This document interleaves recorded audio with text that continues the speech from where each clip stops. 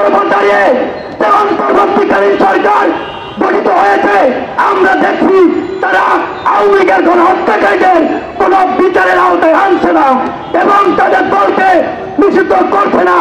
আমরা দেখছি এখন বিভিন্ন জায়গায় আগে রাতের আধারে তাও যদি নামাজ পড়ে আওয়ামী লীগের নেতা কর্মীরা মিছিল করতো, এখন যে যুদ্ধ 11টা বিকাল বেলায় আস্তে আস্তে আওয়ামী লীগের নেতা কর্মীরা সমাবেশ বড় করছে, বড় ধরনের মিছিল করছে।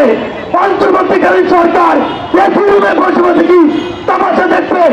আপনারা কি জানেন না যে এই রক্তের উপর দাঁড়িয়ে যদি আওয়ামী লীগ সরকার বাংলাদেশে আবার প্রতিষ্ঠিত হয়, তাহলে আমরা যারা জুলাই আগস্টে রক্ত দিয়েছি আমরা কেউ বেঁচে ঘরে ফিরতে পারবো না।